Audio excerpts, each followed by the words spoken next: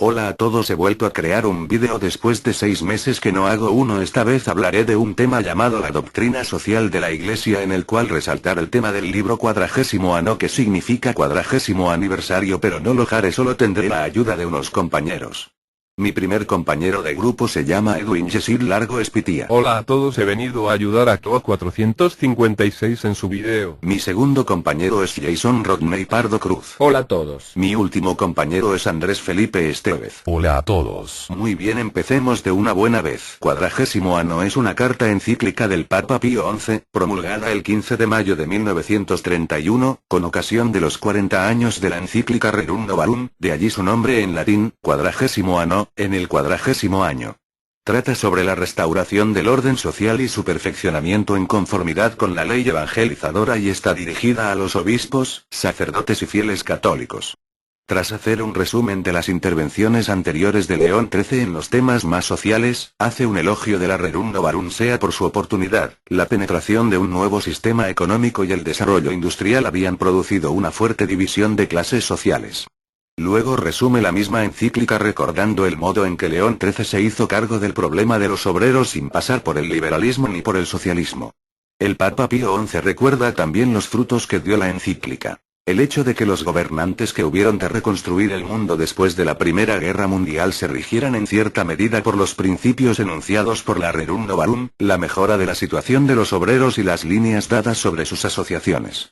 A continuación, el Papa Pío XI retoma las enseñanzas del Papa León XIII sobre la capacidad que la Iglesia tiene de intervenir en los problemas económicos y sociales con oportunas líneas e indicaciones por parte del magisterio.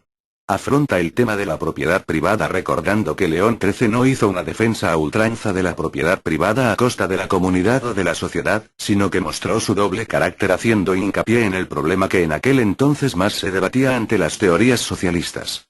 Quienes niegan el carácter social y público del derecho a la propiedad pueden caer en el individualismo. Pero quienes disminuyen o rechazan este carácter caen en el colectivismo. De ahí que, como se dice en la Rerum Novarum, el derecho de propiedad se distinga de su ejercicio, compares enum. 19.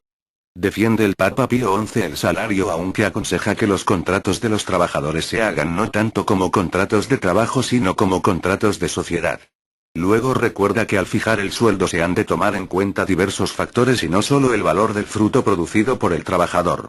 Este ha de recibir lo necesario para afrontar el sustento de su familia, y tal sustento se viera afectado por aumentos de precios de productos de necesidad u otros de esa índole, esos cambios deberían darse también de manera proporcional en el sueldo. También ha de considerarse la situación de la empresa y del dador de trabajo.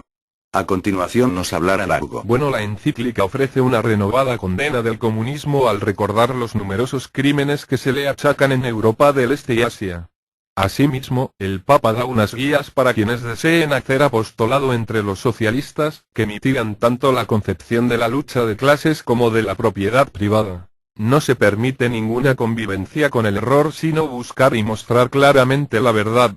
En efecto, indica: considérese como doctrina, como hecho histórico o como acción social, el socialismo, si sigue siendo verdadero socialismo, aun después de haber cedido a la verdad y a la justicia en los puntos indicados, es incompatible con los dogmas de la Iglesia Católica, puesto que concibe la sociedad de una manera sumamente opuesta a la verdad cristiana. 40º ano, Num. 117. Ante los diversos males que la ambición y la avaricia, tristes consecuencias del pecado original, traen a la sociedad y la economía, el Papa Pío XI pide que sean los valores, las virtudes y la doctrina cristianas las que imbuyan a fondo estas realidades, poniendo en el primer lugar a Dios y considerando lo demás como medios. Esta encíclica surgió como respuesta a la Gran Depresión de 1929 y propone un nuevo orden social y económico basado en la subsidiariedad. El Papa Pío XI da una gran importancia en su encíclica a la restauración del principio rector de la economía, basado en la unidad del cuerpo social. Esta unidad no puede basarse en la lucha de clases, como el orden económico no debe dejarse a la libre concurrencia de fuerzas, que cae fácilmente en el olvido de su propio carácter social y moral. Sí mismo. Bueno, ahora Jason nos hablará del contexto histórico del 40º ano. Bueno, comenzamos con el totalitarismo. Es una forma de Estado, es decir, una forma de organizar los 4 componentes del mismo: territorio, población, gobierno, poder y, según el autor, también el jurídico, el derecho. El totalitarismo no es simplemente una forma de gobierno, es una organización en cuanto a las personas que ejercen el poder, toda una forma de Estado, de tipo no democrático, que se caracteriza al igual que el autoritarismo en la falta de reconocimiento de la libertad de los derechos del hombre. Sin embargo, se diferencia del autoritarismo en que en el totalitarismo existe una negación de la libertad de los derechos individuales, desconociendo además la dignidad de la persona humana, convirtiendo las clases sociales en masas. El totalitarismo considera el Estado como un fin en sí mismo, y por tanto lo maximiza, y dado que el poder existe para el fin de las cosas, si consideramos al Estado un fin, estos 2 componentes de la política son correlativos. Como consecuencia, un Estado más grande nos da un poder más grande. Así, el poder del Estado totalitario lo puede todo porque el fin lo abarca todo. Mussolini, que usó por primera vez el término totalitarismo, graficó esto en el eslogan: todo en el Estado, todo para el Estado, nada fuera del Estado, nada contra el Estado. No es ya el Estado para el hombre, sino el hombre para el Estado. Bueno, ahora este jueves continuará XD. La crisis de 1929 y la Gran Depresión, la expansión económica de los años 20, que aceleró los cambios iniciados en el capitalismo del último tercio del siglo XIX, racionalización, concentración, producción en masa, desembocó en la crisis de 1929. El crecimiento de la producción no se vio acompañado por un movimiento de inversión ni por un aumento del poder adquisitivo de igual amplitud por parte de los asalariados. El comercio internacional estuvo obstaculizado por los altos precios de los productos manufacturados que contrastaban con el hundimiento de los precios de los productos agrícolas y las materias primas en general.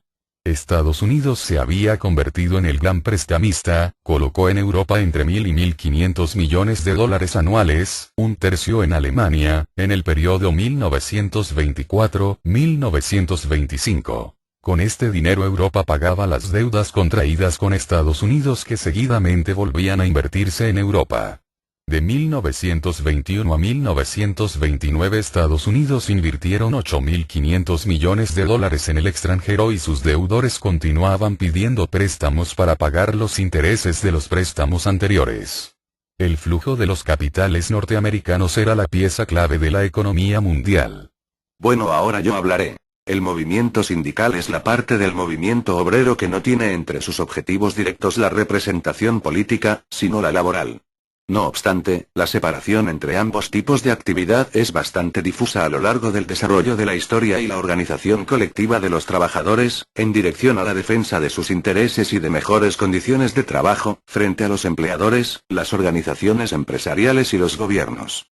Sindicato y gremio son palabras habituales para designar las organizaciones de los trabajadores con el fin de representar colectivamente los intereses de la clase obrera.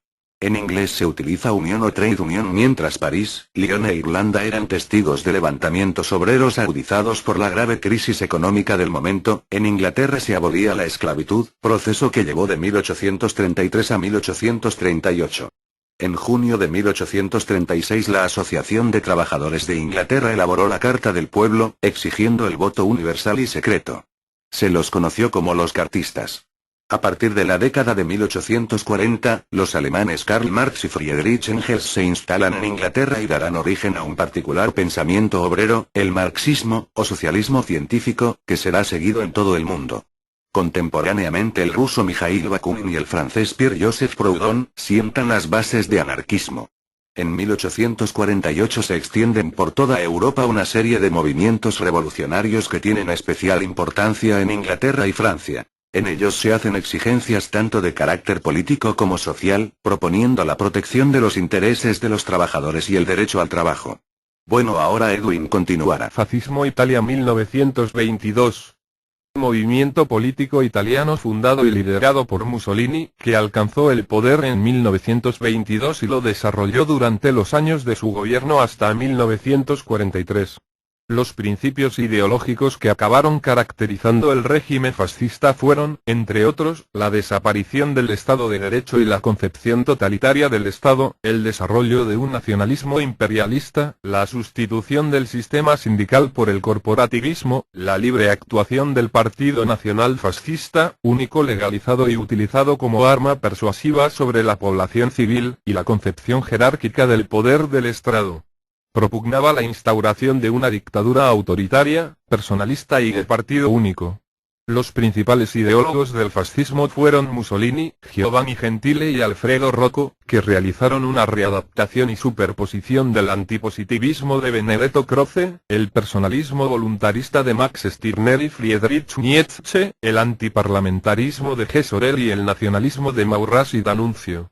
Las bases doctrinales del fascismo fueron la oposición a la democracia y el parlamentarismo, el odio al socialismo y al internacionalismo, el rechazo a la creencia de progreso y a la virtualidad del pacifismo, el desprecio por los derechos individuales y la exaltación de Estado como suprema entidad histórica.